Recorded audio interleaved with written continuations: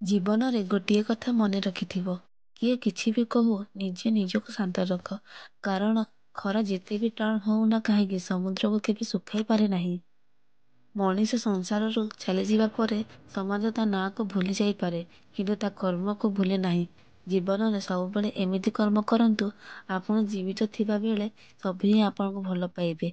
ଆପଣ ସଂସାରରୁ ଚାଲିଯିବା ପରେ ମଧ୍ୟ ଆପଣଙ୍କୁ ସମସ୍ତେ ମନେ ରଖିବେ। ଆମେ ଯେକୌଣସି କର୍ମ କଲେ ମଧ୍ୟ ତାହାର ଫଳ ଆମକୁ ହିଁ ଭୋଗ କରିବାକୁ ପଡ଼ିଥାଏ।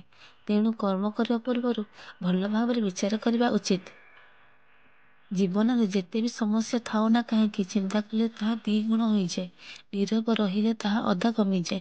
ଧୈର୍ଯ୍ୟ ରଖିଲେ ତାହା ସମ୍ପୂର୍ଣ୍ଣ ସମାପ୍ତ ହୁଏ ଏବଂ ଭଗବାନଙ୍କୁ ପ୍ରାର୍ଥନା କଲେ ତାହା ସୁଖରେ ପରିଣତ ହୋଇଯାଏ। ଖାଲି ହାତରେ ଆସିଥିଲେ ଓ ଖାଲି ହାତରେ ଚାଲିଯିବା।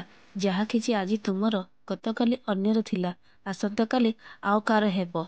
ତୁମେ ଏସବୁ ନିଜର ଭାବି ଦୁଃଖୀ ହେଉଛ, ବାସ୍ତବରେ ଏହା ତୁମର ଦୁଃଖର କାରଣ। କେବେ ଧନ ସମ୍ପତ୍ତି ଆଉ ଚେହେରାକୁ ନେଇ ଗର୍ବ କରନ୍ତୁ ନାହିଁ। ମଣିଷ ବଳବାନ ନୁହେଁ, ସମୟ ବଳବାନ। ସମୟ ଆସିଲେ ମଣିଷର ସବୁ କିଛି ସରିଯାଏ, ଆଉ ସମୟ ଚାଲିଗଲେ ମଣିଷର ସବୁ କିଛି ଚାଲିଯାଏ। ସୃଷ୍ଟିର ନିୟମ ଅଟେ, ଆପଣ ଯାହା ବାଣ୍ଟିବେ ତାହା ଆପଣଙ୍କ ପାଖରେ ବେଶୀ ହେବ। ତାହା ଧନ ହଉ କିମ୍ବା ଭଜନ, ସମ୍ମାନ ହଉ କିମ୍ବା ଅପମାନ, ଘୃଣା ହଉ କିମ୍ବା ପ୍ରେମ।